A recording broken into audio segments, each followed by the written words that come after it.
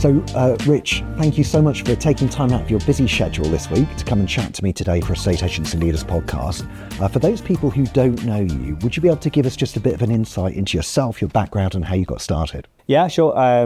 Thank you so much for having me. It's a pleasure, and I'm delighted to return in the favour. We're doing some stuff together from a marketing perspective, so been delighted to be returning the favour. So I've been COO at Zoopla now for a couple of years. I kind of arrived into the group via way of acquisition. So a business called RVU, who shares exactly the same ownership, acquired a business that I founded back in 2018 called Mojo Mortgages. Mojo was an online mortgage broker, and it scaled unbelievably over the course of the early 20s, and was very fortunate to exit that business at the end of 2021. So it was an online mortgage broker, primarily doing kind of remortgage and the like. And that business went off to RVU, for which I spent a couple of years after the acquisition. And then I was asked to take a look at the Zoopla business and whether I could help out.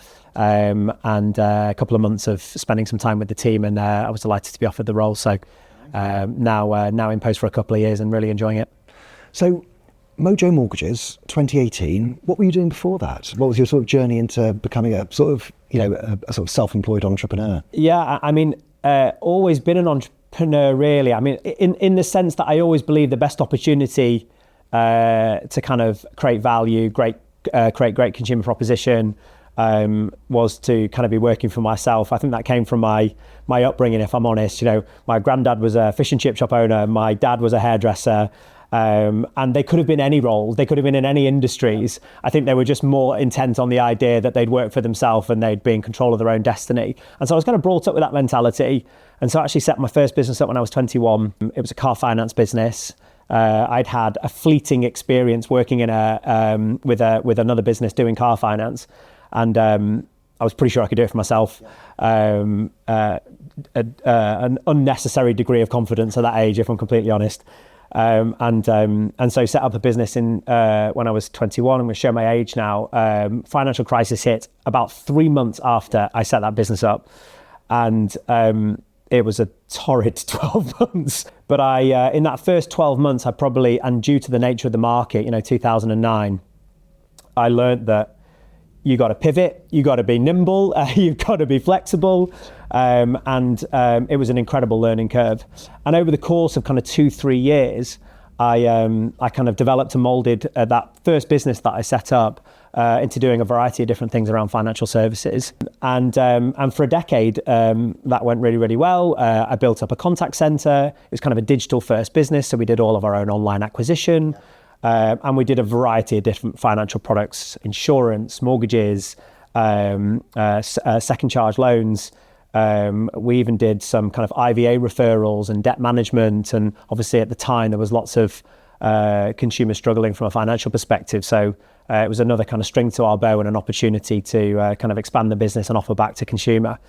That went really, really well. And I ended up selling parts of that business. There was a client base that we built up, which we sold on. And then I was kind of a little bit unsure what to do, if I'm honest. And I wanted to do something a bit more impactful, something that maybe could allow me to be a bit more creative. And I was obsessed with technology, obsessed with digital, obsessed with innovation, and decided to kind of really double down in mortgages, mainly because we saw it as just this huge opportunity. It was a problem that felt broken. Nobody had really done much solving in that space.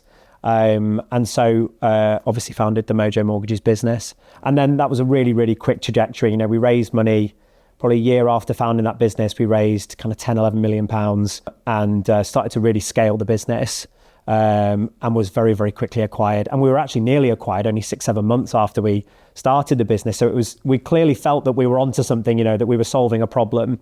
And the main reason was because we'd been very focused on acquisition and where we acquire customers from, and how we kind of solve that journey of a consumer finding the best mortgage for them. And immediately price comparison websites were like, oh, we need that because at the moment our tables aren't necessarily doing the job that we'd like them to. And so, it was a pretty quick journey to an exit. And then I found myself in RVU, the acquirers of that business, who, as I said earlier, they kind of share ownership with Zoopla. I wasn't really sure how long I'd stay about. As I said, I'd been working for myself pretty much my entire career, and had no idea how I would survive, I suppose, in a more corporate environment. And I would say that feeling was still real. Probably 6 months in, I was still feeling quite like a fish out of water. And then it kind of clicked for me, and I really started enjoying the environment I was in, and I was being led by an incredible leader, Tarek at the time, who leads the RVU business. He really trusted me, believed in me, and gave me a lot of responsibility to kind of keep driving the mortgage strategy forward across the group. And I absolutely loved it. And so kind of found myself 2 years later still there, and being presented with a slightly different opportunity to go and spend some time with the amazing folk at Zoopla. And then the last 2 years have been, I don't know, crazy. Like I didn't understand quite the scale and complexity of our sector, and specifically property portals, and the dynamic that exists, and the value that they've got to drive back for customers, and that balance between consumer and customer, which is really complicated. But I've absolutely loved it. It's an incredible business with some really, really smart people. Very fortunate to be able to learn from lots of people that really, really get this industry.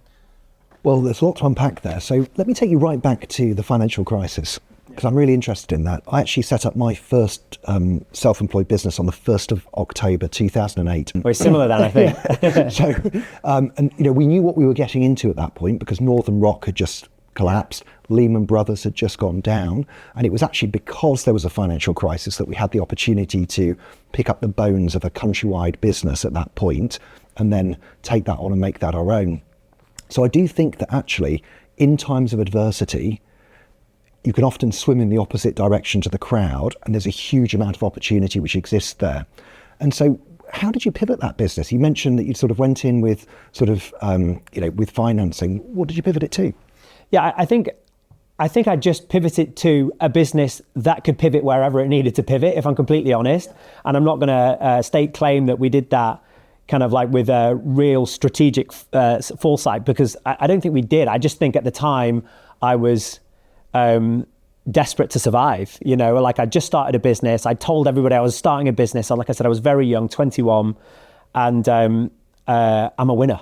Yeah. I can't think many things that I've not won out at in my life, and the way in which I win has changed a lot. But the idea of winning is something that's kind of innate to me. I'm definitely a competitive person, and really enjoy and thrive in competitive environments. Yeah. And I think that just forged a business model that protected against the downside of risk, I think. And obviously working in financial services and kind of embracing a regulated environment as well.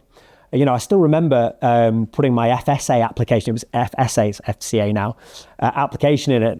I think I started writing it in my when I was 20, and thinking they're just going to laugh me out the room, writing this application. Some young kid, but got through. And were you directly authorised? Yeah, I was directly authorised. Yeah, and no idea why I went down that road at the time. Again, I just think control of my own destiny, wanting to devise my own process, wanted to devise my own kind of way of working, and so yeah, we kind of flabbergasting, but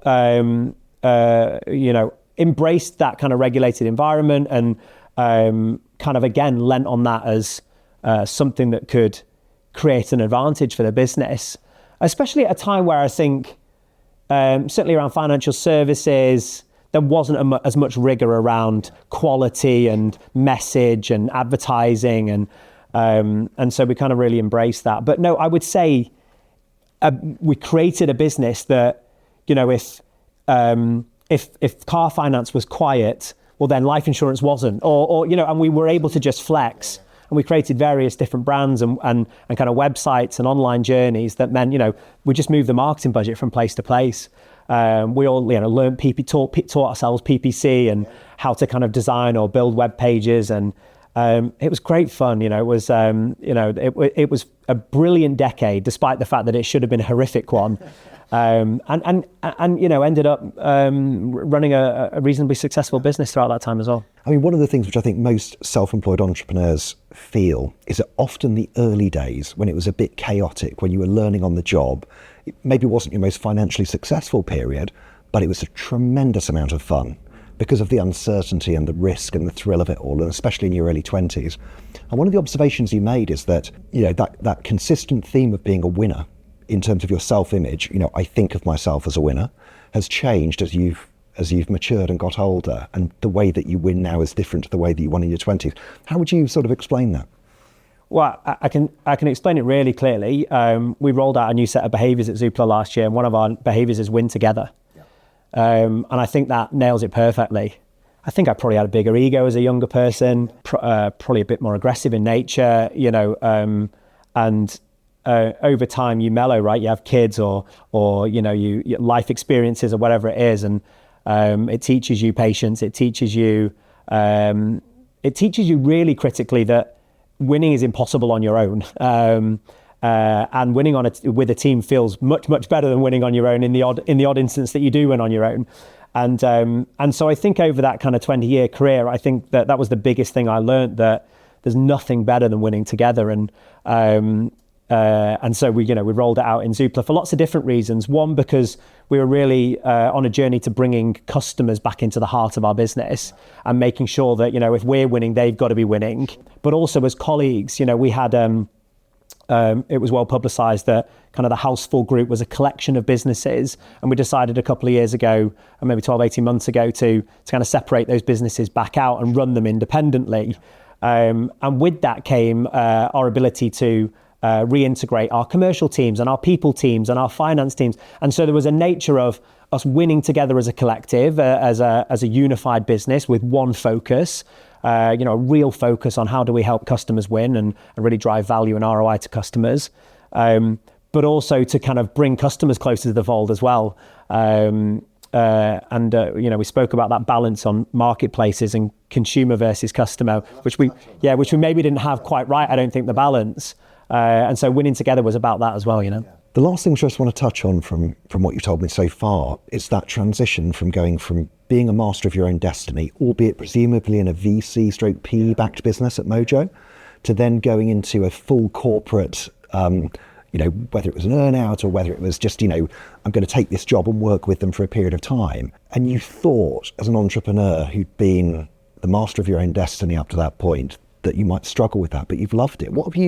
What surprised you about going to work as part of a bigger team and a bigger business? Yeah, I'll answer the bit I loved first, which was that my rate of learning accelerated. Yeah. And I'm pretty obsessed with learning about me, about my influence on others, and how to be a great leader.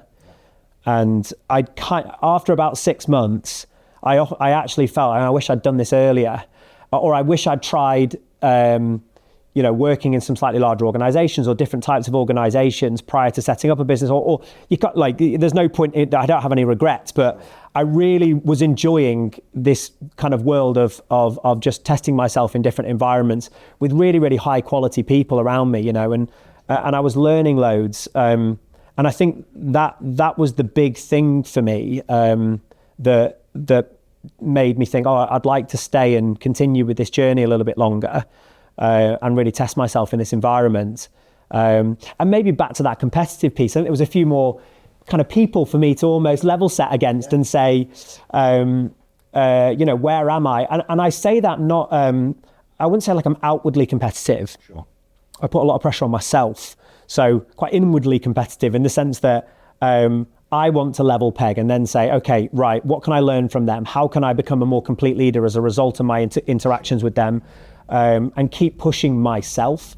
So when I say competition, I think it's probably a core value of mine, but in the sense that with myself rather than anybody else. Whereas when I was younger, maybe I'd be competitive with other people, which wasn't that helpful, I think, in terms of my own self-development. Yeah, I mean, this was sort of brought home to me when I sort of got relatively competitive in triathlon at one point in time.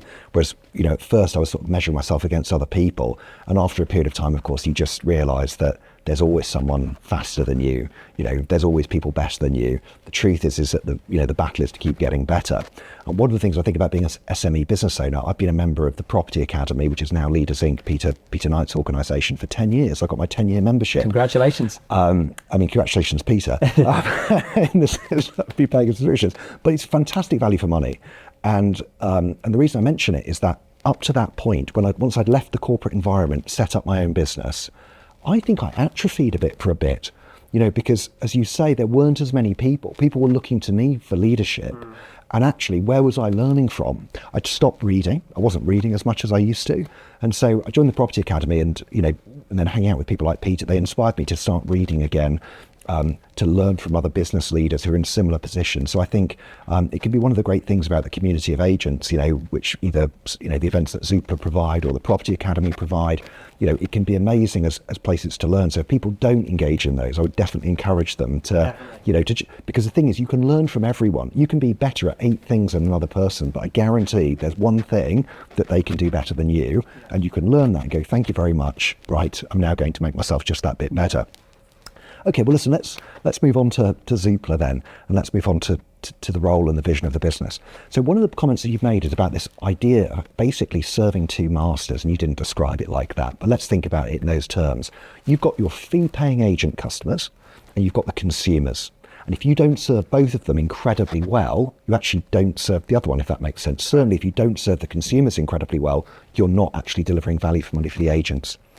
I remember as an agent sitting through meetings with, the dominant property portal, who shall remain nameless, and them telling me absolutely clearly that I was not their customer, and that actually it was the consumer, that basically their job was to exclusively focus on the consumer, and then by virtue, that justified the money that I was paying them. Yeah. And to a certain extent, that's true, isn't it? To a certain extent, that's the value that they create.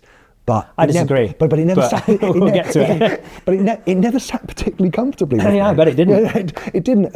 Especially as the prices were going up by like 10, 15, 20% each year. So, how do you position yourself differently between those sort of 2 core audiences? Yeah, well, agents are our customer. Yeah. And we're a marketing business, and our job is to deliver ROI for our customer base. Yeah. And that's the heart of our business. And it is a really challenging dichotomy, and it's a complex balance, but I think it's very, very important that we recognize who we are serving. Yeah, sure, because one person. Yeah, absolutely. That obviously means we have to sometimes have tough conversations with customers to say, we want to try this with consumers because we think it's going to drive more value for you. Let us test, let us learn, let us experience this stuff, and we'll report back. But we have to do it as a partner.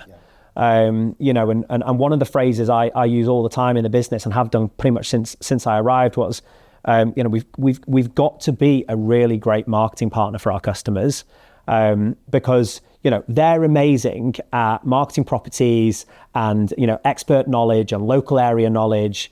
And, almost every agent I meet, incredible rapport builders. And you can see immediately the talent and the skill that they have. We have this breadth and depth of knowledge of technology, data, obviously digital marketing, brand marketing, and we also have the economies of scale, right? So we are able to do it nationally, which means we should be able to deliver a more efficient marketing funnel to our customer base. Yeah. That's the premise, right? But it's a little bit like going to a marketing agency and then saying, I want to spend £50,000 a month with you, and you're probably going to take 15, 20% of that to manage my entire marketing budget, and then turn around and going, great, thank you very much. Oh, and by the way, our customers, the consumers that see your website, well, they're not, are they? We are there to effectively deploy marketing budget on behalf of our customer base and do it in the most efficient way that we possibly can. And that's what we're really busy doing. We are continuing to invest in our brand, as you'll have seen. We're increasing our marketing spend year over year at the moment. We're very, very active on brand. It's hard to know exactly where we are in the level peg, but we charge significantly less than some of our competitors, and we're not spending any less than them on brand or pushing hard on the marketing channels to make sure that our customers are seeing value. And that will continue to be at the heart of our business. And then obviously we're investing heavily in the product experience and how we engage those consumers on behalf of our customers, so that we can drive not only volume of leads but quality of leads, which is the thing that we hear time and time again. And then start to bring more innovative things. It's not just, can't just be about leads. Agents care about their brand more and more now. They care about kind of dominance in a local territory. They care about having the right data and insight and knowledge, where to canvas next, or to be able to go into the living room with a pocket full of great insight and data about what demand there is in the area. And we can help with all of that, right? Because we aggregate such a huge volume of data across our platform. And I don't even think we've scratched the surface on the value that we can bring to agents. I'm so sure there's so much more to come. Totally. And as you say, we're specialists in relationship building, we're specialists in local knowledge, but we're not experts in general at digital marketing and those facets of the business. And it's one of the challenging things I think about being an SME business owner is actually you're sort of expected to be an expert in all of these different areas. So finding great partners is really important. There are obviously 3 major portals, aren't there, in the UK? And agents have broadly got a choice of, should I be on 2? Should I be on 3? Should I just be on 1? I know you're biased, but how, if you're an agent out there, how do you weigh up the pros and cons of each individual portal? And what's the positioning of Zoopla in that space? Yeah, I mean, it was a question I asked when I first arrived, right? How do you find that balance? And look, if they've got distinct proposition and you think that they have unique audiences, then there's probably value in that. We're confident we have a large unique audience. Somewhere between 25 and 30% of our audience on Zoopla is not frequenting. Unique to? Yes, unique to us, right. Not going anywhere else. Okay. So that's one part. But as well, we often, we've been investing very hard in generating different lead types as well. So, we want to be famous for vendor. We want to be able to help drive estate agents' pipeline of business. Yes. And we like it for 2 reasons. One, agents really value it because it's where their new business comes from. And I'm talking about both homeowners here and landlords, which is a big area that we're focused on at the moment. But 2, and the thing I really love about it, is we can see whether those homes came to market or not. Yep. And so we can keep ourselves honest, right? We can really measure that funnel and say, are we delivering ROI? Are the consumers that we're putting in the hands of our customers coming to market? Because if they're not, well, then the lead number's a vanity metric. Yeah. But if they are, well, then we can explain that. And it's on us to explain that back to the agent. We've delivered this. This is how many people have come to market. You won it or you didn't win it. If you didn't win it, here's who won it. Yeah. And be able to, again, partner with them and kind of explain, like, this is where the volume's coming from. This is where we're seeing high intent. We've done an amazing job of that. I have to say, I'm so proud of the team. There's 5.5 million people now tracking the value of their home on Zoopla. We added 200,000 new trackers last month, 1 month alone. So we're not slowing down in that growth. We're accelerating now into 2026. And with that comes an incredible knowledge of who's moving in the market. And then we're able to analyze the data and the interactions that those consumers have on Zoopla and start to target those individuals who are more likely to move and look to try and get them in the hands of agents. That's what we did when we launched Prospect Plus last year, which is a new kind of vendor product that we've launched. And yeah, that's been hugely successful. So the quality of those leads is super, super high. So let me just try and get myself into a Zoopla meeting where you're looking at your valuation tools and you're looking then at the number which come on the market. What sort of things do you try or do you experiment with to try and improve that funnel? Because presumably, in very simplistic terms, you're trying to get more people who start at the top to actually enter the market with one of the agents that you send that lead to. What sort of things would you do to try and improve that? So obviously the great success we've had is giving consumers the ability to track the value of their property. And it's a little bit like, I'm sure many of the listeners will maybe track their credit score on ClearScore or something like that, right? Now, your property value is actually more interesting than your credit report, especially when it's going up. And so we found great traction with that. And we really were ahead of the market on that as well. We've led the market on that part of the proposition. And now 67% of the UK think of Zoopla first when they think of valuation. And we know valuation is a critical top of funnel for our partners, for our agents. And so it's a no-brainer for us to invest there. agents are giving their hard-earned cash to us to advertise property, but they're also looking to expand the opportunity to drive volume into their funnel as well. So consumers are tracking the value of their property, and then we've teased things like, do you want to understand the demand for your home? If you're thinking about selling, which was a hugely successful feature that we launched last year. Almost embarrassed to admit that when we launched demand, it crashed a part of the website. It got that much engagement on the first send that we sent out. So elements of our My Home proposition actually crashed because of the volume of consumers that jumped onto that page. But great, right? We knew we were onto something. Exactly. And we want to move fast. We want to be a nimble business. We're not a publicly traded business. We should be able to move fast and experiment so we can deliver more value for our customers. And so, we embrace these challenges that we've had, and so demand was hugely successful, and we're market insight. Consumers love market insight. What's selling in my area?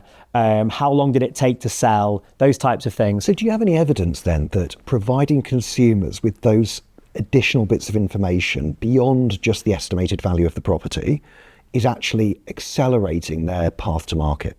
Not yet. What we are able to do is understand, based upon the user's interaction with the website, who's high intent. Yep. And only at that point do we then introduce an agent funnel. Gotcha. Or an agent journey, or an agent lead form, whatever you want to call it. And so the goal initially has been, how do we use all those interactions to understand the intent, the desire, the demand of the consumer, and then introduce them to an agent when the time is right, rather than anybody just go and get a valuation. And so as we started to grow valuation leads, which would, that's growing exponentially as well. We're going to double our valuation leads year over year. We're doing so with the right audience, which is really, really important. So every home that comes to market in the UK, 1 in 3 is tracking their value on Zoopla. So 1 in 3 homes that comes to market anywhere in the UK is tracking their value on Zoopla. And there's no regional dominance there. So whether you're in Manchester, whether you're in Liverpool, whether you're in Leeds, we have strong distribution of claimed homeowners all up and down the country. And we're able to see them claiming their home, visiting the website, doing various different things, and then going on to list, either with a customer of ours or not, as the case may be. And that feedback loop is incredibly powerful for us to start, growing that audience, improving the quality, and then introducing them to one of our customers. So let me ask a question. If I'm an agent and I receive a valuation lead, what's the most important thing for me to do with it? Is it speed? Is it the speed of response? Is that like the overarching factor that basically, and is there a sweet spot in terms of like, literally 10 seconds is better than 30 seconds, is better than a minute, is better than an hour, and better than a day? I think speed is really important, but it's not the only thing, right? I mean, obviously speed's critical to conversion rate, but the quality of the service is going to be the most paramount thing in any conversion.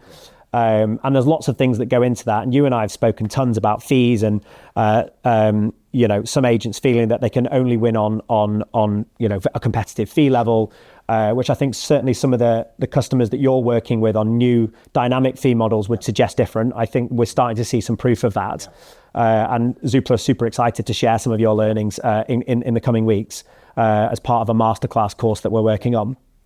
But speed is definitely a thing. I mean, I was sat at one of our property pitches last year at the cricket ground in London, and I was sat with an agent, and he said to me, "Oh, hang on a second, I've just had one of your valuation leads come through," and he picks his phone out and he's texting this customer on WhatsApp. "Oh, we can come and see it the weekend." And they got an immediate response back, and it was fascinating for me to see. And I said, "Well, how did you find the leads?" And he went, "Oh, brilliant." And look, we get mixed messages from customers. Some customers will say they're fantastic, others not. But I do think the approach to getting in touch and how you land that message is also a critical part of that. And look, it's our job as a marketing partner to deliver opportunities to our agents and our customers. And then not everybody is going to interact with those opportunities in the same way. But I definitely think speed is a critical thing, especially when there's agents out there who are literally straight out onto WhatsApp and texting them straight away. So one of the other podcasts which I've done, which hasn't been released yet, certainly at the time of filming, is with Luke Somerset, who is part of a business called Finamply. And so a bit like Mojo, obviously very different businesses, but they take leads which come in and then they respond to them as quickly as possible. And his evidence is that a lead that is responded to in a financial services context, within a minute, they generate 65% more business in the end than if they respond in 4. So 1 minute compared to 4 minutes is 65% more value that they create, which is absolutely incredible, isn't it? And one of the things, which is a huge topic at the moment in the industry, but without a huge amount of deliverables, is AI and the impact it's going to be. There's, my good friend Mal McCallion is currently on tour, visiting every nook and cranny of the UK, promoting his AI-powered portal. And, it's clearly, a technology which has the potential to be a seismic shift in terms of how consumers interact with portals and how agents service customers. And what made me think of that at that point is that if speed is the key to lead handling, then automatic lead handling in terms of an AI text-based journey clearly could have a massive, improvement in an agent's funnel. What's your view on, AI? What's Zoopla's approach to it? I mean, Rightmove very recently, said they were going to spend X amount of £1 million on their new AI strategy. What's Zoopla's approach to this? Yeah, I think we're thinking about it in 2 ways. How can we benefit the customer? So triaging, quality of lead, response. I think all those things are super relevant. And then obviously the other one is around how we engage the consumer. And I think there's lots of different businesses, not just property portals, right? Travel businesses also. We're all marketplaces are testing into, what should AI be on our consumer layer, on our consumer surface. Yeah. And interestingly, the vast majority have gone to where the biggest interactions are, i.e. the search bar. And there's also this almost constant drumbeat or rhetoric that's the bit that needs fixing. So the actual interaction, I'm looking for a property, search. Somehow I need AI in there. Yeah. Certainly if you spoke to Mal, he'd tell you that's definitely what customers. Now, I don't know about you. I'm an avid user of ChatGPT. Sure. Love it to bits. But when I'm doing certain types of work, I don't know about you, but I get prompt fatigue. It gets annoying. You just wish you could get a bit quicker to the point. And I think there's things that it's great for and things that it becomes quite frustrating with. Now, I've been showing various different people searching for properties on ChatGPT, and I'm being told it's better, but I'm not sure it is. And look, time will tell. Yeah. Time will tell. And I'm not saying AI is not going to be a critical part of Zoopla business. It absolutely is. I'm just not sure it's exactly in the way that it's being presented to us all right now. We've done some testing with free type text. Almost within 5 minutes of launching it in a test environment, so it was only going to a small percentage of our traffic. Yeah. We had an app store review saying, what is this? It's horrific. Why do you need to try and fix something that's not broken? And I thought it was super, super interesting. Now, we continued to run that test because we wanted to learn some stuff. And the fascinating thing about opening up search to be a bit more two-way means you get to know the consumer better. Yeah. And that's really important. So any interaction where you can know you better and you can understand your desires and what you need and what you want out of a property and those important things, I think all of those things are really, really important. But you need to find a way for them to coexist with a user experience, a website that doesn't force you into the unknown, doesn't force you into kind of an awkward interaction just to take you through that process. And I'm yet to see someone execute that well. And there's a lot of hype, there's a lot of noise. I'll tell you where we're testing. We're testing into how a consumer interacts with a property alert. Yeah. So users come to Zoopla as they do all other portals and probably agent websites as well, I imagine, and set up search alerts. So they'll say, I'm interested in this area, or I'm interested in this property type. Very conventional, works really, really well. They're a good hook, right? They're good at getting you back to the website and having a look at properties. They're an important look for us. But what we don't do in that interaction is ask you what you thought about them, or ask you whether any of them hit the money, or anything like that. And that's a really important interaction, right? It's an important intersect between the consumers thinking about the search and us serving something to you and asking for some feedback or some interaction. So there's one area that we're thinking about. The other area we're thinking about, and this is talked about a lot, is people's search parameters. We've all watched location. How many times does he get someone, to Phil and Kirsty get them to buy a house that wasn't in the original thing? It's a completely different. Yeah, and that's the wonder of estate agency, right? And yeah. that's why you're so good at what you do. Well, what's our jobs also maybe to help with that, right? Our job's to help consumers think a little bit differently about search area. So is AI well placed to recommend new searches, new saved searches, new saved filter areas? Yeah. So look, it's not about completely reinventing the whole user experience today, I don't think. And I think that's a really naive way to test into these types of experiences. What I think is important is, what are those critical moments in the consumer's search, and how do you make that feel more two-way, more personal, more interactive? And so you might look at our business right now and go, where's all the AI? It's there, and it's working really, really hard at the moment. And it's doing some really, really sophisticated things to help expand the consumer search experience. The second thing I'll say that's really important, I think just free type search and kind of that really narrowed down experience is going to send agents less leads and not necessarily higher quality. And why is that? Again, I'm scrolling. You've sold me. How many times do you think the consumer goes, oh, what's that? That's slightly on the periphery of my search experience, or yeah. What's that? Now, obviously, AI can start to serve those things back. Absolutely, it can. But I think we as portals have got to remember who our customer is. Remember, our job is to get eyeballs on our agents' listings, alongside, obviously, our vendor experience at Zoopla, which we're super, super proud of. And so I'm not going to push the team to build anything that doesn't do what we've committed to doing for our customer base. Yeah, it's really interesting. And I can imagine that over-filtering by the customer saying, I'd like a sauna and a hot tub and a swimming pool. I'd like all of these things. And they all sound good, right? They all sound great. Yeah, of course I would. Tick, tick, tick, tick, tick. But the truth is that the perfect property with all of the really important stuff might be something different. Listen, Rich, we're going to take a very quick break. And I've got a few more questions about AI, which we're going to have straight after that break, if that's okay. Sounds good.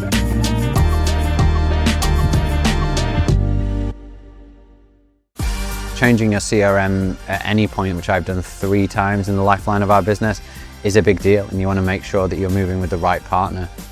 When you're not used to a customizable CRM, you don't really know there's anything different. But as soon as you've got the opportunity to have something that's completely customizable to your needs, it's absolutely life-changing. As soon as you demo this system, it's blindingly obvious how different it is to most out-of-the-box CRM systems.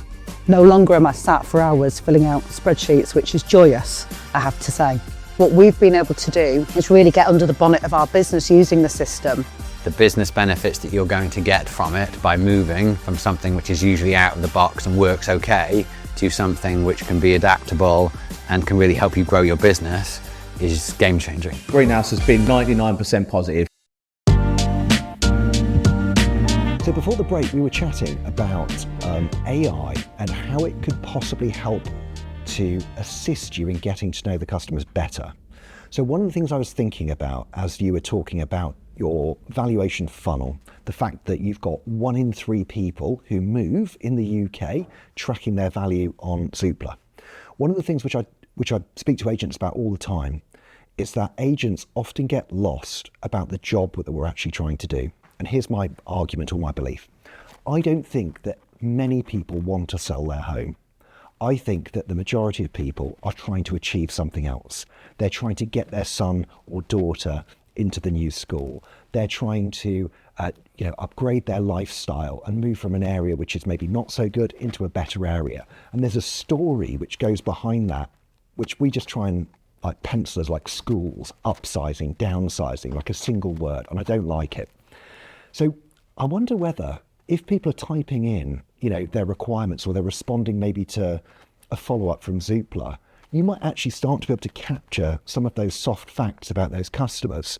Is that a possibility? Do you see that being something which could happen at Zoopla's level, or do you see that being more an agent level kind of piece of data capture? No, absolutely. And absolutely. And like I said, I think there's absolutely going to be a space for the free type prompting and text and two-way conversation. I don't see it as completely overwriting the UI, the whole experience, but I see it as being more of a companion through that moving process. And obviously consumers come to Zoopla not necessarily ready to move. And one of the goals and things that we've been thinking about is kind of how do we get the UK moving and thinking about overall transaction volumes. And we know that confidence is a critical part of that journey. So I completely agree with you that the move can mean so many different things to the consumer. One thing that I think we can say in a reasonably pithy way is confidence is lacking, and kind of that certainty about what next, and is now the right time, and is the market right, and all those types of things are all things that I think we can introduce to the consumer in terms of clarity and give them some of that insight and knowledge. But yeah, absolutely. Why might you be thinking about moving? Collecting those soft facts and then evolving our experience almost in real time to be able to say, great, well, here's the next step for you. And kind of holding the consumer's hand up until a point they get to the agent, I think is absolutely something we can support with. Beyond that, less so. I think that's over to the agent to kind of do their great work. But yes, absolutely. So, we've discussed Zoopla being a marketing partner, trying to become the sort of the provider of high quality seller-led digital leads plus property-led leads into their CRM. And as you'll know, one of the businesses I'm involved in is a CRM. So I think about AI in the context of the execution of the agent's job a huge amount. And we've chatted about it before, so I'm going to mention it again, which is around viewing booking. So, my passionate belief is that the intent of a consumer is that when they've selected a property that they like the look of, the next stage in that journey is to go and see that property for a physical inspection. Mm-hmm. That's not universally true, but I would imagine 70% plus would probably be a reasonable estimate as to how many people's intent when they click that button to say, I'd like to go and have a look, or they call the agent. What sort of options do you think there are for portals like Zoopla to be able to provide a joining of that process in terms of viewing booking? Yeah, well, first of all, I completely agree. And to prove that I agree, in the Mojo business that I built, almost the entirety of that funnel was predicated on a consumer wanting to book an appointment with a mortgage advisor in an almost identical way. Now, were those mortgage appointments significantly more efficient and more progressive than you might have from a normal bank? Yes, absolutely. But the premise was the same. We found in our experimentation that as much of our business could be online, but the reality is when it came to actually getting that advice, the human touch was critical. They wanted to hear somebody on the other end of the phone or on the other end of that video chat saying, this is the next steps, this is what I'm going to do for you. And I think estate agents is obviously super similar with that added element of, but there's a physical asset to go and have a look around. So I completely agree. And I said something at the top of the podcast, and I'll say it again, we're not just a volume game. This is a quality game. Agents are thinking more and more about their cost to serve, right? The cost of delivering their services to customers. And the more leads that they've got to work and the more that they've got to get through means that the reality is there's probably going to be increased cost. So it's on Zoopla to, at times think about some friction, right? Think about, how can I prove to an agent that this is a higher quality lead because they've gone a little bit further beyond just sending the lead. And obviously booking an appointment, an obvious way forward. I guess the challenge is not every agent yet is in a position to be able to give us real-time availability back. And I think slightly challenging is in the viewing process is, is the home going to be available? Is the vendor going to be able to pop out? Or, so I think there's other bits and pieces in that are a bit complicated. And maybe that's why it's not been as prevalent as, say, maybe in new build, where they can say, Monday to Sunday, 9 till whatever, there's going to be a home to view and there's not going to be problems with that. They've not got a birthday party on or whatever else. So I think there's some complexity in it. I think there's maybe a halfway house to creating slightly less friction, but still doing some of that validation work to improve the quality of the lead. But we'd love to get it to a place where, where everything was all synced up and we could just hit, here you go, they're in the diary, Yeah, totally. And that doesn't just apply to viewings, it applies to valuations, it applies to mortgage appointments. If you could then serve those leads directly, and you and I know that in that funnel, you've got lead and then you've got appointment, and the appointment number is smaller than the lead number. It's the next stage. So if you can go straight to appointment, you've improved the ROI for the agent. And you are right, it does need to be on a per listing basis. So it's not enough just to say this branch is available, because on each individual listing, you've got the seller's circumstances, whether the property's vacant, whether the property's occupied. If it's occupied, have we got pre-agreed times that we're allowed to book viewings? How does that then correlate with the seller's time? But ultimately, what we need to be able to serve to you, putting my CRM hat on, is we need to be able to serve to you a list of available appointments which are actually available on a per listing basis, so that then you can serve those to the customer and we can actually, we can close that loop. And I think AI is going to provide some really interesting opportunities from a CRM space, because actually we can then kick off journeys. Let's imagine that the consumer couldn't do one of the times it was available. We can then reach out to the customer, i.e. the seller, the occupier or the tenant of the property, to actually then have a conversation with them to join those two things together. And I think, agentic AI in that context, right at top of funnel, high volume, high frequency, that's where we need to be focusing our energy, because that's ultimately where humans do the worst. When we're talking about the difference between 1 minute and 4 minutes, how are we going to make it achieve that? consistent? Yeah, absolutely. Yeah, no, I totally agree, and land the message that you want to land, and really deliver the USPs of the business and their knowledge and all that good stuff in a consistent way. I totally agree. Whether that kind of element of the funnel is Zoopla's right to play, I'm not sure. And obviously, we're not a CRM provider. See ourselves, as I said, more as a marketing partner, but. Absolutely, we care about quality, and I think we'll always explore where we think quality can be found, so I think that's totally fair. I think where we kind of see our agentic layer as more of an opportunity for our business is connecting those dots between a low intent browser through to a high intent vendor, and there's a lot that could be a 6-week journey, that could be a 16-week journey, it could be a 600-week journey, And so where I think agentic is going to work exceptionally well for us, again, where I'm kind of more excited about it, I think the search element, agentic search, it's kind of table stakes stuff. We'll all find a way to work it out. We'll optimize it to a way that works really well for the consumer, but doesn't create less value for the customer. And it will work its way out. And the real innovation in our space will not be search, I'm afraid to say. I know a lot of people are depending upon it being, but I just don't believe it will be. Where the innovation will come is in the buying cycle, and the re-engaging the consumer and building their intent, their confidence, their clarity, their knowledge over a long period of time, and understanding and establishing when that intent is at the right point to hand off to an agent. That's where the special sauce will be. That's where we'll really kind of earn our fees, right? Because we've done a much better job of handing off a consumer that's more knowledgeable, that's more confident, that's more aware of the transaction process. And the other elements that we're interested in is that onward transaction. And I'll be really clear why. We care about the onward transaction because we think the two biggest costs that get incurred in agency is time to completion and fall through.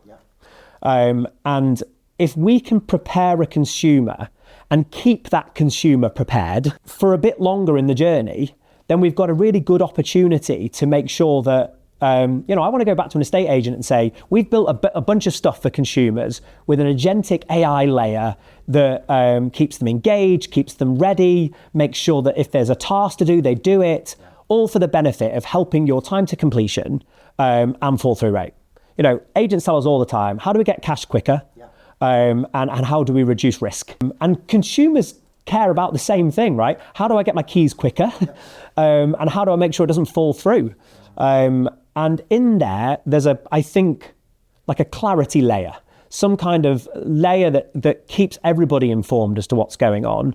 And I think that's where we've interestingly got a right to play. And I'm certainly from a slightly more long-term perspective, thinking about that space, but very much with the agent at heart. So how would you square that circle then? Because again, this is the interesting interplay, isn't it, between portal and CRM, where an agent is progressing their sale, making their notes, updating the chain details inside the walled CRM. How then would Zoopla play a role in keeping that consumer engaged without the knowledge of what's going on inside CRM? or does it require an integration and the sharing of that data? Yeah, I mean, it could require sharing of data, right? And there's already precedent for this in other territories or other countries where there is good two-way sharing of information, all for the benefit of helping the transaction. But it's not just about that visibility. It's about ensuring that the customers, the consumer in our world, is well aware of any risk in the process, that's maybe well prepared for that risk, maybe mitigated some of that risk, so that when they come to list their property, it's again less likely to fall through. If there's not weed in the garden, they know about it, or whatever it might be. I always use that example because it always stuck with me from mortgage criteria days. That's the killer. Yeah, but Japanese not weed. Japanese not weed is the absolute killer. Or a granny annex. There's very few lenders that don't like granny annexes, or over an acre, or there's all sorts of different things, right? Public right of way through the back garden. All these things cause problems. That ironically that data exists somewhere, but it's not necessarily surfaced up front at the top of the transaction. And I don't think it's on the agent necessarily, but it might be on someone like Zoopla to start aggregating that information a bit better and making sure the agent's got it, making sure the consumer knows it, making sure if there's action that they could take to mitigate that risk, that they take it straight away. Yeah, it's funny. So I've been a sort of founding member of Project 28. And I've attended all of the meetings with the banks, with the lawyers, and with the estate agents, talking about what things can be done to achieve a 28-day exchange of contracts. And it's been spearheaded by Simon Brown, Peter Knight, and the Landmark Group. And they've done a great job, I have to say, at bringing together a disparate group of people, sometimes not with totally aligned interests, but they've done a great job of stitching it together. And one of the bits of research from my own business, which I presented, was the reasons that people fall through. So we've been recording the reasons for fall through for something like, whatever it is, 12 years.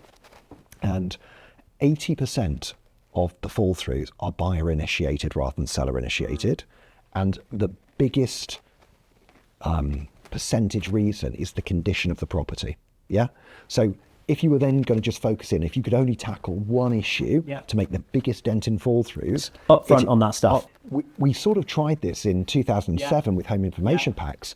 And initially when home information packs were going to sort of, come to the market, there was a thing called the home condition report, and it was going to be mandatory. But they suddenly realised that there wasn't enough, and I forget what they were called. But surveyors, basically. Surveyors. Yeah. They were like surveyor light. That there basically just weren't enough of these people, and people pushed back. And in the end, they were dropped and they were made an optional piece. And it was also partly because the lenders wouldn't accept these home condition reports effectively as the survey. So therefore, double the number of surveys were going to have to be done. And there just wasn't the capacity for it. What's your view on that? Well, it's super interesting, isn't it? But ironically, again, it's buyer initiated, as you're saying. So it's not necessarily the lender that's the problem here. It's potentially that it was just the property was maybe mispresented, not by the agent, by the consumer potentially. And so could it have been easier that we've all got smartphones now. Again, it doesn't necessarily need to be a mandatory thing. It's just that everybody's aware of what might go on in that process. And the benefit to that is explained back to the consumer. Be upfront, be clear. I saw something on LinkedIn the other day about clearly a vendor who'd parked their car right up against the wall to hide a crack or so, and it's funny. And this surveyor was like, you're not going to trick me. If a car's close to a wall, I'm going to ask them to reverse it. And there was a crack. But their point was, it wasn't a problem, and it wasn't a material issue to the property. But if there is a material issue to the property, it's likely to fall through anyway. So what's the point in trying to hide it?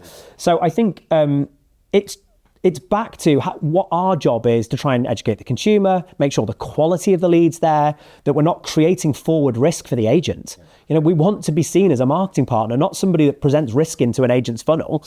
And so we're thinking about it from that perspective. So I like the idea of maybe some more of that upfront work. We've heard government talk a little bit about it over the course of the last few months and years. We'll see. But either way, I think there's opportunity, and it's something we're exploring, and we're certainly asking ourselves the question: could AI be a solution to some of this stuff? Could AI make these interactions, this data collection, the surfacing of the information, the aggregation of the data easier? Probably can, right? Because a lot of this property data is messy. And what a spreadsheet or a database likes is very structured data. What it doesn't like is unstructured data. But LLMs and AI, they eat that for breakfast, right? They love unstructured data. They absorb context, especially in a world where you can give this AI, really strong guardrails and use cases, and it's not going and trying to solve for everything. It's solving for one specific use case. That's when the performance is, really, really incredible. So just for those people out there who maybe aren't as familiar with structured and unstructured data, the example of structured data you give us like a spreadsheet. So everything's in a box, it's got a column heading, it's in a prescribed format, as it might be in a CRM or a spreadsheet. And unstructured data, examples of that? Yeah, so it might be free text, but title deeds that have been written over millennia, in different ways and different structures and different mediums and different explanations for different property problems or different rights of access, all these different things. Unstructured, if you're downloading a PDF and scanning through it and it's a similar document to another document read, but they're completely structured differently, trying to serve a similar practice, then that's unstructured. It's basically, if you can hand over a really clean spreadsheet of information, great, really easy. You don't need AI and LLMs for that. Don't let anybody tell you do. But for unstructured information, stuff that doesn't necessarily have the same response to every question, or the response comes back in a different way every time, sometimes numeric, sometimes words, all this kind of thing. That's where AI can be really helpful. Yeah, absolutely. Okay, that's really helpful clarification. Thank you for that. So as we move forward then, one of the things which I guess started, our conversation together was about this idea of how can agents improve their cash flow? How can agents drive revenue per transaction? And one of the things I was saying to you is that a lot of the coaching clients that I have, when I initially go into their businesses and I speak to them about their objectives, I don't want to say almost universally, but in general, they want to grow their business and they want to do it by growing market share. Yeah. And I'm not saying that the number of transactions is fixed. You can influence and stretch the market a little bit. But it's been reasonably flat, hasn't it? That's it, reasonably flat. And therefore, for every agent that grows their market share, there's an agent whose market share shrinks. Yeah. So I'm not saying growing market share is a bad outcome. It's a good outcome. And it's a good aspiration. A sign of a great business, I assume. Absolutely. But fundamentally, I think it's a much better path to profitable growth to drive revenue per listing or revenue per transaction. Yeah. I totally agree. Yeah. And so I think in all of the businesses, you look at how many transactions you've got and you think about whether it's ancillary services or whether it's the total amount of revenue that you're generating per customer from your core business. Those are the things to focus on. And so we sort of have had a collaboration where we've talked about flexible fees and how agents can do that. What was it which sort of, I guess, made you think that could be something which was useful from a Zoopla context? Yeah. Well, first of all, I'll take my Zoopla hat off for a second and put my SME business owner hat on. Yeah. I've been self-employed for nearly 20 years, up until kind of this last 5 years. And I have ran my own P&L, checked my bank balance every day, paid the salaries, paid the VAT bill, paid HMRC, all these different things, right? And I know it's tough and it's hard, and some weeks are great and some weeks are awful. And so I've lived it, and it's not exactly the same because I've been in various different other businesses, and I've got no right to tell an estate agent how to run their business, absolutely zero right whatsoever. But I have got some experience in running a small to medium sized business and the constraints. And time again in my history of owning businesses, chasing volume has never paid off as well as chasing transaction value. And I no more so than in Mojo, where we were so focused on lending volume and transaction volume as a measure of our success. So much so that all of our KPIs and our measurements, they were always deals per day or deals per advisor, or and there came a point where we were growing our top line. We were taking market share, definitely. All the top lenders were knocking on the door. Who are you guys and what are you doing and how are you doing it?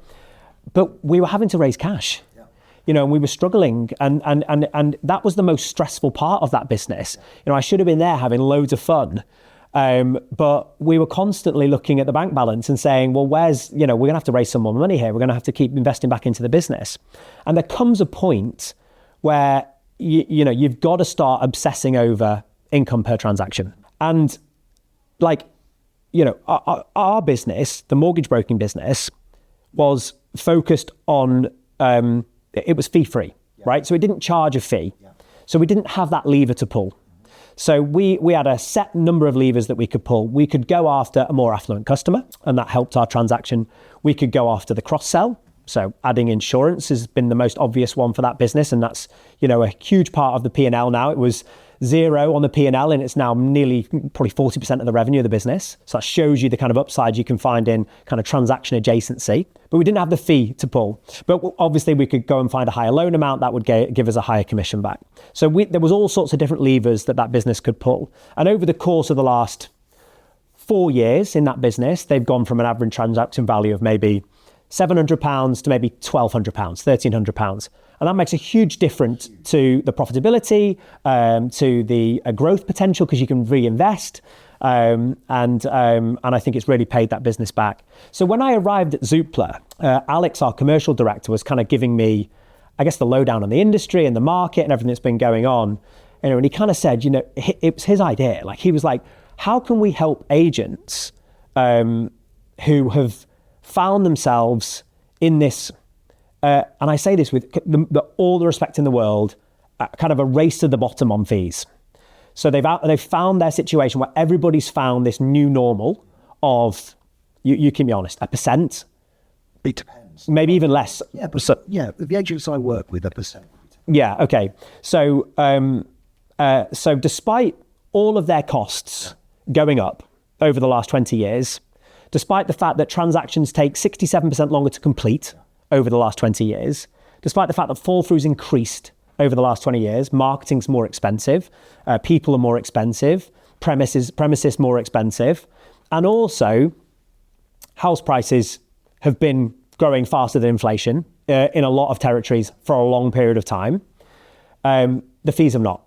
And actually, the fees have reduced to an extent where if you reevaluated inflation included, agents earn less today than they did 20 years ago. And that just doesn't exist in many other markets.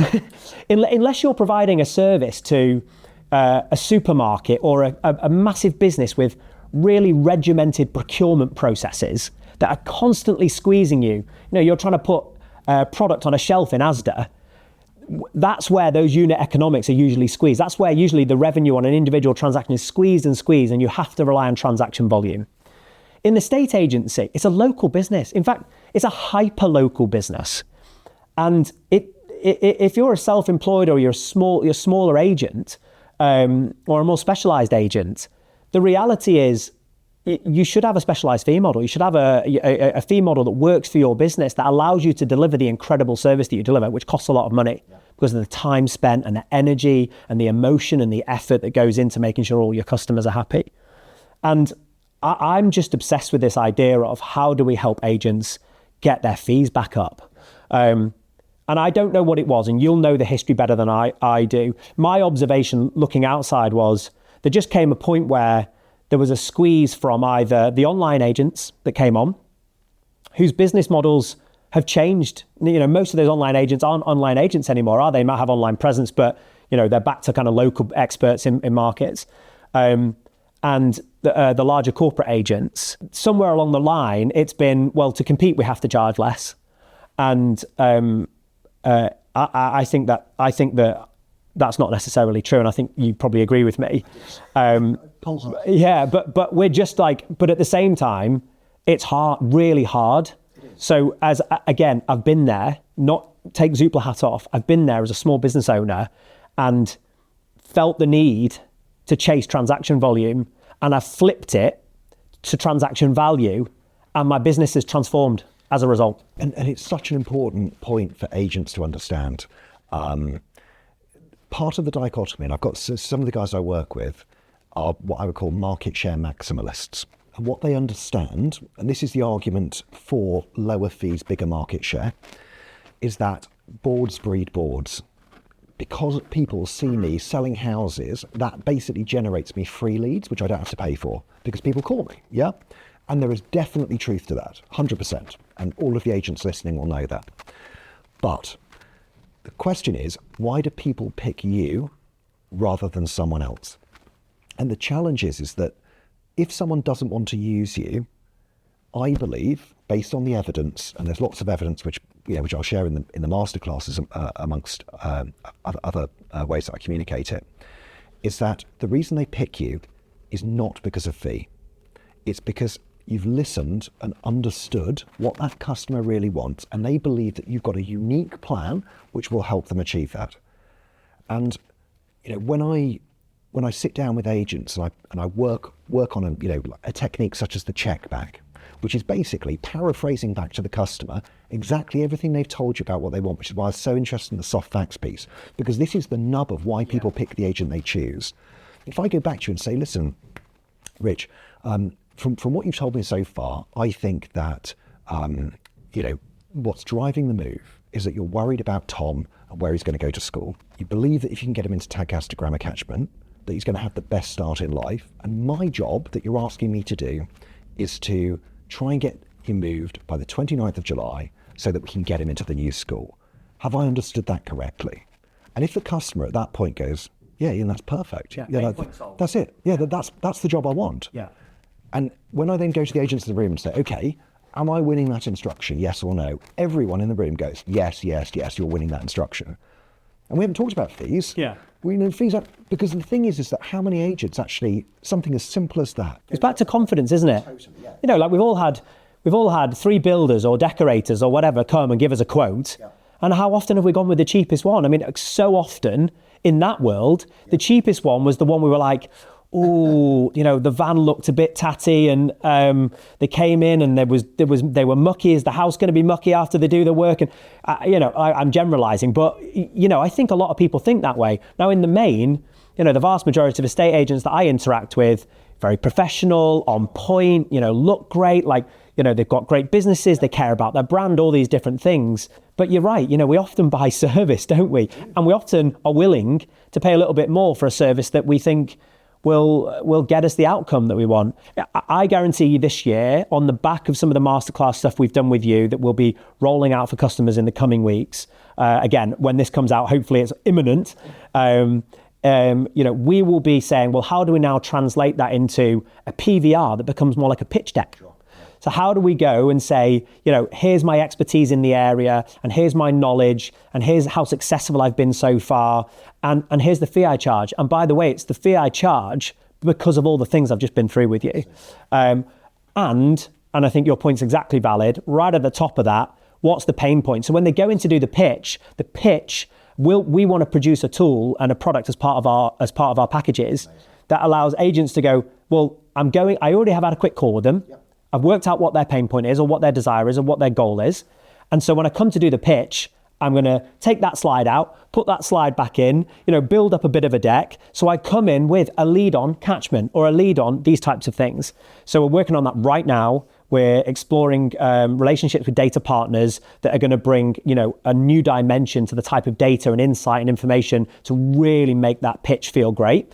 And then we want to, take some of your incredible learnings around flexible fee models.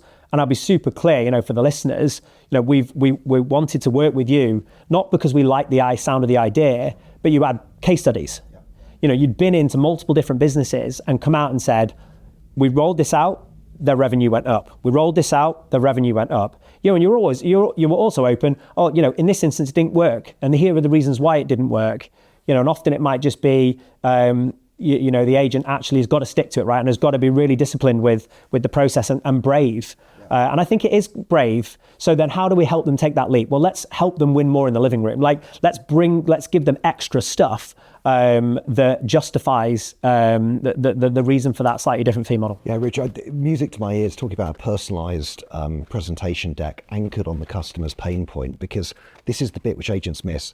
One of the stats which I give is that according to the Home Moving Trends survey, which has been done by the Property Academy, the biggest reasons that people pick the agent they choose is that they liked and trusted the agent, they felt confident in their marketing ability, and they handled similar properties to theirs. Top 3 reasons. Only 19% of people chose the agent who had the lowest fee. 19%. So the point is that they do exist. There's 19% of customers who will pick but possibly solely based on Yeah. price. And sorry, and just on that, we've done a double click on the data on that. And actually, interestingly, in that lower 19%, you often see higher fall through rates. Yeah. You see longer time to sell.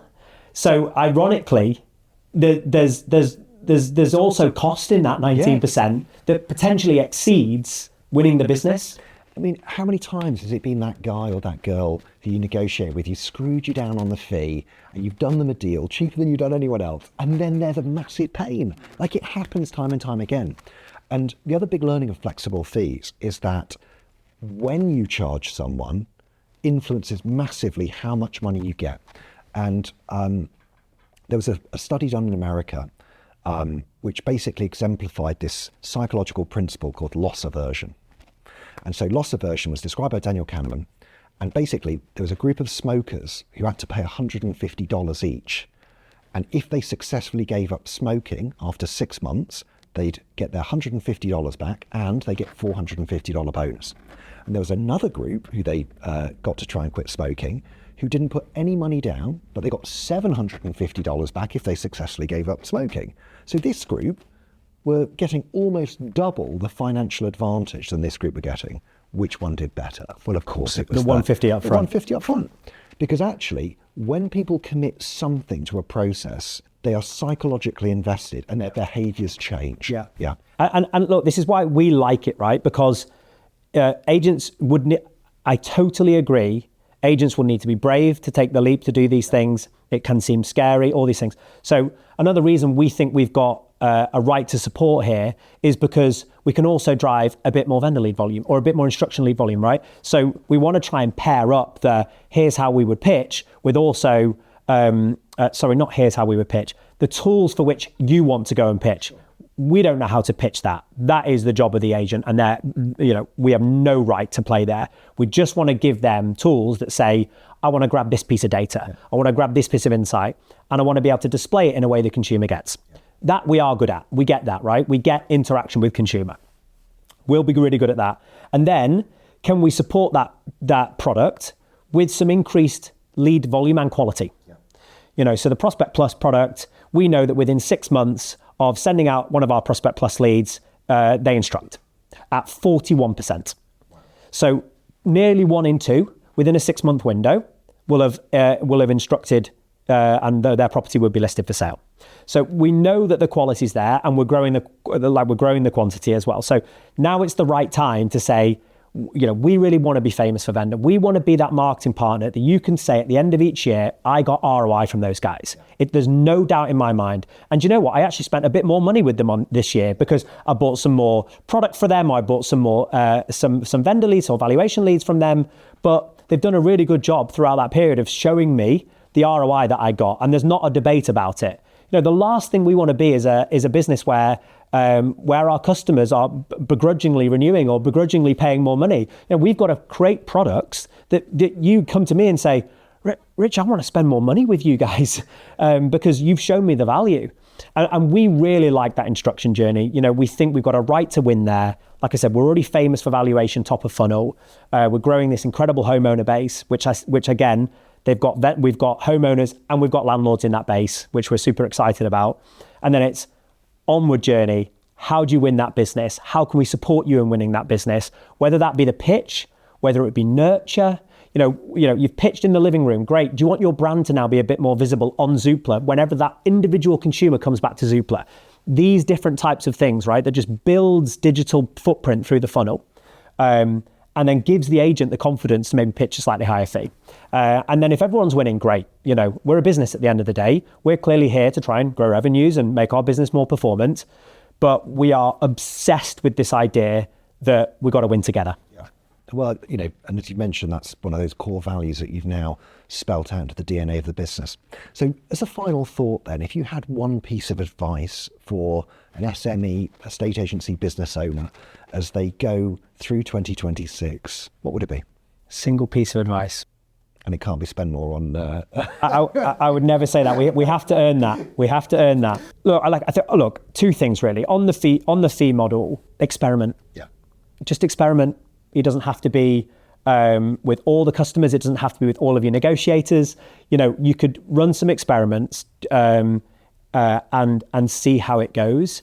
I think that they'd be surprised potentially that actually they can still gain market share and gain customers. And you know, one of your our customers and your customers, you know, and I never forget, you know, they first year rolled out the new fee structure. And I think within 12 months, 100% up year on year on revenue growth. Hadn't necessarily done 100% more transactions, but the following year, the growth was even greater. And I asked her why. I said, why did it compound? Because we did slightly less transactions. We spent a lot more time with those customers, and word of mouth went through the roof. We all of a sudden, we were getting a lot more inbound and a lot more frequency because of the quality we were able to offer to a slightly smaller set of customers that we charged a slightly higher fee for. And actually, not a single year after rolling it out did we actually see us go backwards on fees. We went forward every year on fees. That stuck in my mind. And so I'd say, can we experiment? And the second thing I would say is to embrace AI. And I'm saying it to all of my colleagues and to anyone that I can speak to, not to be too worried about it, but to explore, to play with, to test with. No one's sure what the right solutions are today. But one thing I think we can all be sure of is that people that embrace it and, you know, aren't afraid of it. And I think the great thing about AI now and the way that it all operates is anybody can work out how to do anything because you just start by asking how. And I think that really embracing that mentality and kind of exploring what it might mean for our businesses, not necessarily having to feel like you're seeking the solution today, is going to put you in a really strong place. I mean, just to offer some sort of context on that, I have no technical skills whatsoever, but the very first version of the flexible fees app, which we, you know, the slider which allows customers to choose how much they pay, I built entirely on Codex, which is the ChatGPT coding piece. That's cool, mate. And yeah, I mean, like, so someone, and I couldn't even read the code to be able to say that's right, that's wrong. Copy and paste. And I was like, well, okay, so you've written this code. Well, what do I do with it? And it says, well, you know, you need to, you know, set up a domain. Okay, so I went and got a domain, and then it said, okay, you need something where you can upload this code, so you need a GitHub account. And it gave me the step-by-step instructions, and before I knew it, we had a product which was a minimum viable product. You talked about experimenting. This is a key part of marketing, isn't it? It's trial and error. Yeah. And so, you know, we trialed it, it worked, so I gave it to a proper developer and said, right, this is the rough shape of it. These are the things I can't do. Off you go. So our ability now, even as business owners, to experiment and try new ideas, new things, has never been greater. And the models which are out today, the new Claude model, the new, GPT models are much more capable than they were a year ago. So if you used it a year ago and you've actually found, you know what, it was a bit rubbish, it was a bit garbagey, it sounded a bit American, it's not really my tone of voice, I would just encourage people to go back and have another go, because, you know, the models are getting better and more capable. There's no doubt about it. Well, listen, Rich, I've taken up so much of your time, and I'm really grateful to you to come in and chat to me today about Zoopla, about your plans for the future. And it's been great to partner with Zoopla and work on the masterclass. I hope people enjoy it. Yeah, me too. Thanks for your time. Cheers.